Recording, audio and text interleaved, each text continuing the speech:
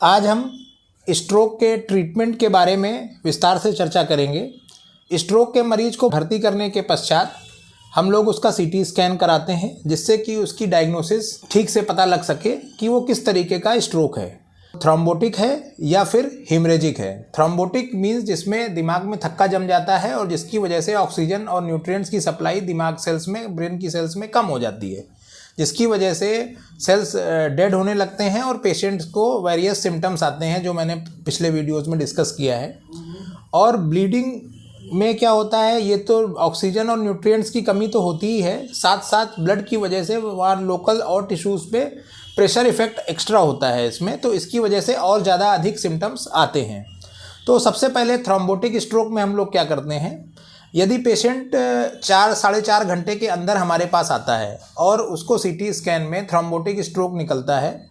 तो हम लोग एक RTPA नामक इंजेक्शन होता है, रिकम्बिनेंट टिश्यू प्लाज्मिनोजन एक्टिवेटर, उसको यूज़ करते हैं और उसके इफ़ेक्ट से within an half an hour और विदिन 1 आवर स्ट्रोक में थ्रोम्बोलिसिस शुरू हो जाती है, थक्का गलना शुरू हो जाता है, जिससे कि इमीडिएटली पेशेंट जो ब्रेन सेल्स हैं जो फर्दर और भी डेड हो सकती थी उस थक्के की वजह से, वो सेल्स में वापस से रिकवरी होती है, ब्लड फ्लो नॉर्मलाइज हो जाता है और वो सेल्स डेड होने से बच जाती हैं। अगर पेशेंट 4.5 घंटे के अंदर नहीं आ पाता है किसी कारणवश, तो फिर उसमें हम लोग इंजेक्शन ये नहीं देते हैं, क्योंकि इसके फिर दूसरे साइड इफ़ेक्ट्स होते हैं। तो उस केसेस में हम लोग कुछ एंटी प्लेटलेट ड्रग्स हैं और ब्लड प्रेशर का मैनेजमेंट है, पेशेंट का कार्डियक मैनेजमेंट है। जैसे स्ट्रोक के बाद बीपी बहुत हाई हो जाता है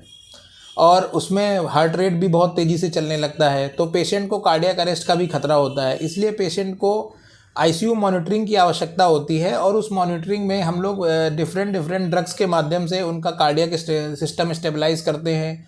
न्यूरोलॉजिकल सिस्टम स्टेबलाइज करते हैं,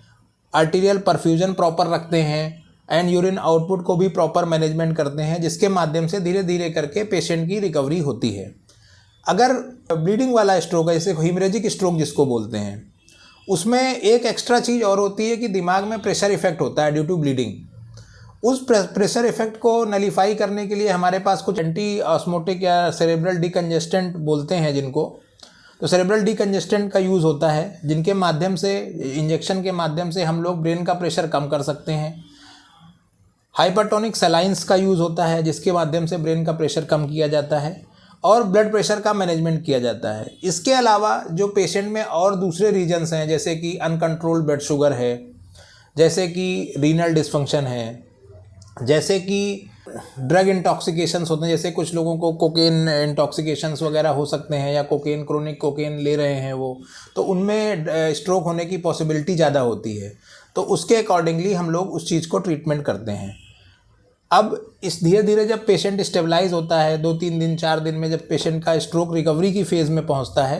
तो फिर हम लोग पेशेंट का रिहेबिलिटेशन करते हैं। रिहेबिलिटेशन मतलब उस समय जो उसको वीकनेस आई है, उसके पश्चात अब पेशेंट की रिकवरी कैसे होगी,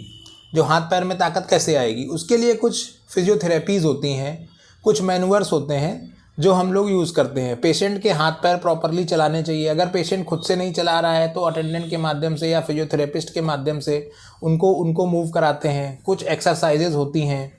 कुछ चेस्ट फिजियोथेरेपीज़ होती हैं, जिनके माध्यम से पेशेंट को रिहेबिलिटेट करते हैं और जिससे कि पेशेंट को रिकवरी उसकी फास्ट होती है। Thank you.